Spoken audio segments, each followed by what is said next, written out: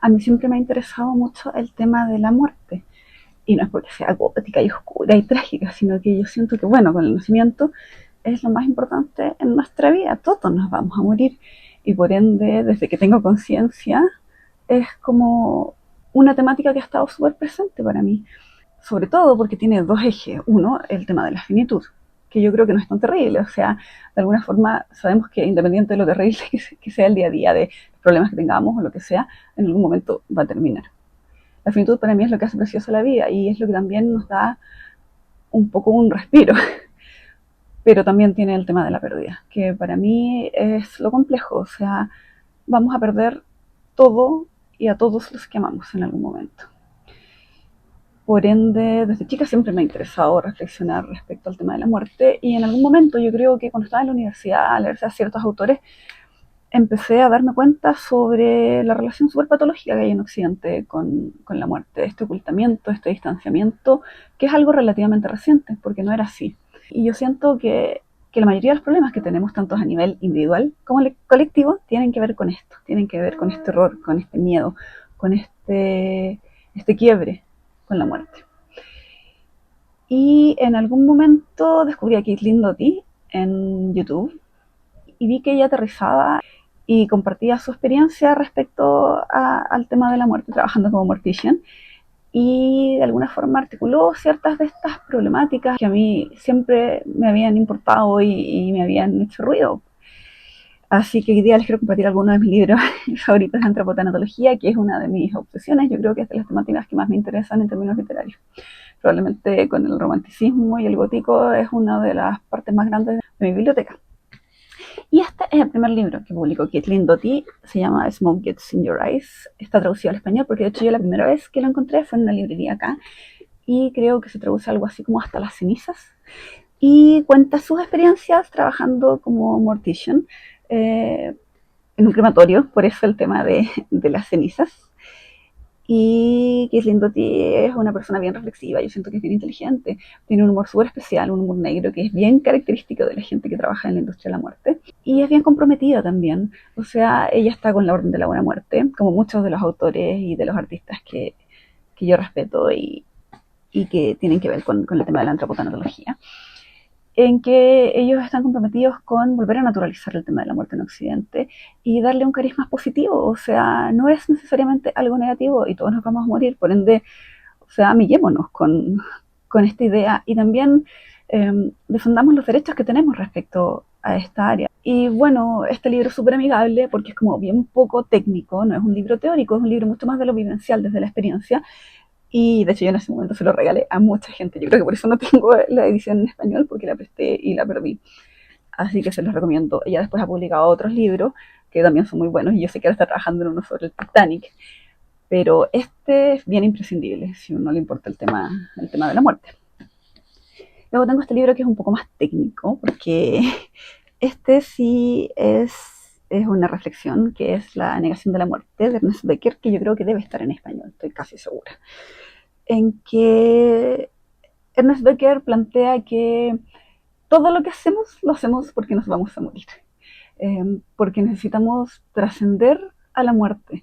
Y él plantea que hay distintos caminos para trascender la muerte y, por ejemplo, están los más sanos, uno podría decir, que es a través de la creación artística. O sea, yo trasciendo mi muerte a través de mi obra.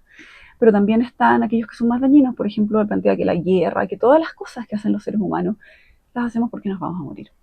Y como pueden ver, es un libro que a mí me gustó mucho. De hecho, yo siempre estoy marcando las cosas que me llaman la atención, porque siempre estoy volviendo a mis libros y releyendo lo que voy marcando. Y bueno, lo recomiendo mucho, es un poco más técnico, como les digo, pero igual es un libro bien accesible. Luego tengo este libro, que es Briefly Perfectly Human, que es de Alu Arthur, que también es cercana a la Orden de la Buena Muerte, que es una de Tula. Ella tiene un Instagram en que ella va compartiendo distintas reflexiones sobre la muerte en unos videos súper cortitos y que son súper profundos, a pesar de lo breve y de lo amigables que son, porque no son nada así trágico, complejo ni nada, pero son de gran profundidad. Y siempre con una actitud bien positiva y con cierto humor.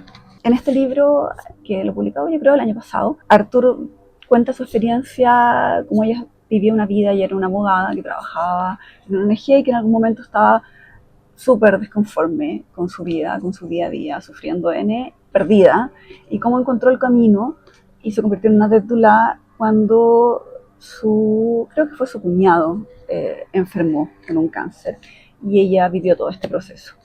Es un libro también, como el de Kirlin, es súper cercano, bien vivencial, no es nada muy técnico ni complejo, no necesitas un background así como en el tema para poder entenderlo y entretenerte con él, y yo lo recomiendo harto. No sé si está en español, capaz que no, pero si pueden leer en inglés. Luego tengo este libro, que es Coffee Man, que es un libro que a mí me gusta mucho, que es una visión distinta porque es una visión muy oriental, es un libro japonés.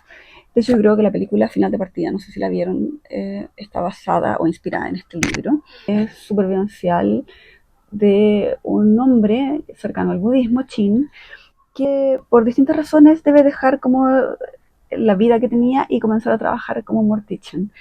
Y yo les estoy diciendo mortician todo el tiempo porque en realidad no existe la figura, yo siento, en Chile. En Chile tenemos los funerarios y luego tenemos los anátomos y el mortician es como a medio camino entre ambos. Yo siento que acá realmente no existe. Este libro es hermoso, obviamente es una visión a través del budismo y de las creencias del autor, y es súper lírico. Es un libro cortito, lamentablemente no está en español, yo sé porque lo he buscado para regalarlo. Y incluso en inglés es un libro que es muy difícil de conseguir. Pero si leen en inglés y logran pillarlo realmente y les interesa obviamente las filosofías orientales y el tema de la muerte, yo encuentro que es un libro precioso. Así que totalmente recomendado. Luego tengo este libro que es The Violet Hour, que reúne los últimos momentos de distintos autores o pensadores y es súper interesante, obviamente. Es un libro que es muy bonito, a pesar de que obviamente no todo el mundo se enfrenta igual a la muerte y hay gente que se enfrenta mejor y otros que no lo aceptan tan fácilmente y que de repente muestran un lado no tan positivo. Igual yo siento que es bien conmovedor, es bien bello, es bien lírico. Hay algunos de estos autores que toda la vida estuvieron en un diálogo con la muerte, entonces es interesante ver cómo se enfrentaron a ella al final. Algunos de los autores que aparecen en el texto son Susan Sontag, Dylan Thomas, Freud. A mí me gustó harto y lo recomiendo mucho, es una lectura súper cautivante y para cualquier persona. Y como bonus, y de hecho me encantaría partir con este libro, pero no lo hice porque fui a buscarlo y no logré encontrarlo. Es un libro que me gusta tanto que probablemente lo presté y se perdió. Y es la historia de la muerte en Occidente de Philip Arias. De hecho, yo tengo una anécdota curiosa con este libro porque yo me acuerdo hace varios años yo estaba escribiendo una novela y mi novio en ese entonces, que encontraba que yo escribía cualquier cosa menos lo que la gente quería leer, me dijo que tenía que tratar de escribir cosas que fueran más cercanas a los intereses de los lectores. Entonces me preguntó qué estaba escribiendo y yo le dije, estoy escribiendo sobre la historia de la muerte en Occidente, que no era tan así porque era una novela y estaba centrada en un anátomo y era con distintos casos y obviamente está detrás todo el tema de la reflexión de la muerte en Occidente, pero no era tan duro ni tan cabezón. Y me acuerdo que en ese entonces él me dijo, googlealo a ver cuánta gente está buscando la historia de la muerte en Occidente. Y recuerdo que lo puse y lo primero que me apareció fue el libro de Philip Arias y que yo no sabía que existía. Obviamente lo pedí al tiro y me fascinó porque eso es lo que él hace un recorrido súper metódico y sesudo y accesible y yo siento como una mirada bien generosa a través de la historia de la muerte en Occidente y cómo ha cambiado y cómo pasamos de la muerte amable y amorosa y de la persona muriendo en su casa, rodeado de su familia y de los ritos y los duelos que le daban sentido y que permitían a quienes habían perdido a alguien seguir adelante con su vida y no sufrir una fractura tan terrible. El extremo opuesto en el que nos encontramos ahora, en que la gente muere totalmente aislada en un hospital aséptico y de repente las personas ni siquiera se encargan de ellos lavar o tratar el cuerpo. Está esta idea en la actualidad de que, no sé si está tan arraigada acá, pero por ejemplo en Estados Unidos es súper fuerte de que el cuerpo es algo sucio, algo infeccioso, contaminante, lo cual es súper falso porque, o sea, uno se muere y todo, hasta los parásitos, todo huye de uno.